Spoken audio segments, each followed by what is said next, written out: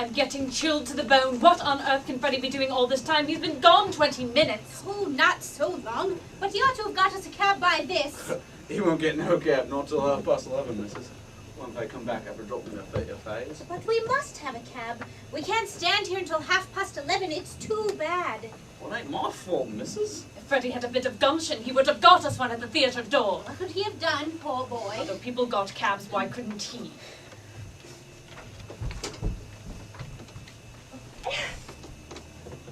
Well, haven't you got a cab? There's not one to be had for love or money.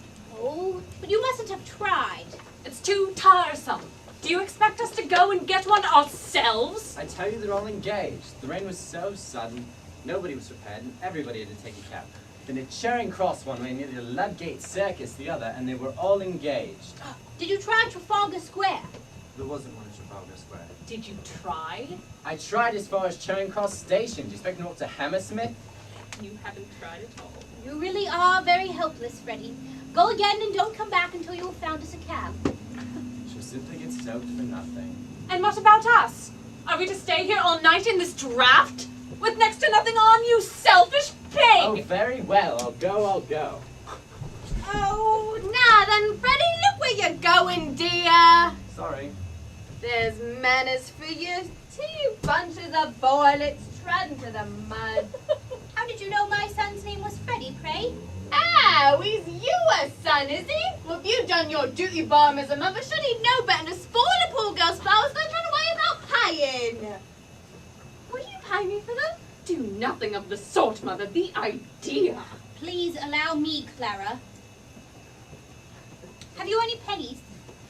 No, I'm nothing smaller than 6. I can give you change for a tenner-con, lady. Give it to me. Now. This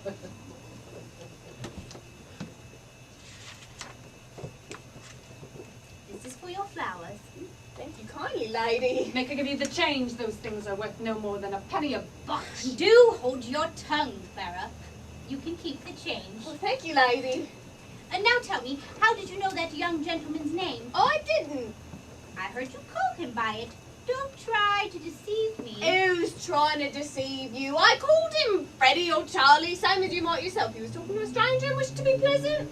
6pence thrown away. Really, Mummy, you might have spared Freddie that. Whew.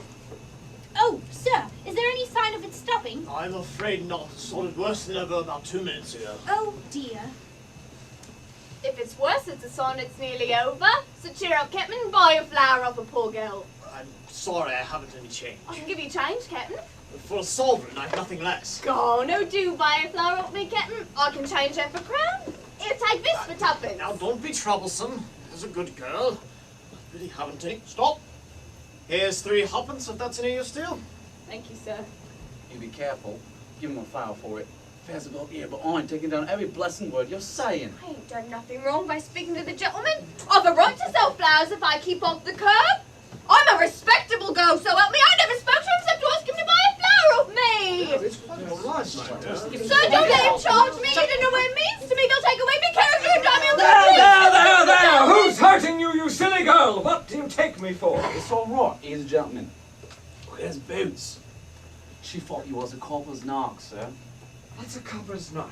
Sir, well, it's a copper's knock, as you might say. What else would you call it?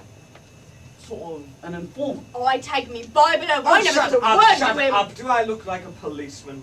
Then what do you take down me words for? How do I know whether you took me down right? You just show me what you wrote about me. What's that? That ain't proper writing. I can't read that. I can.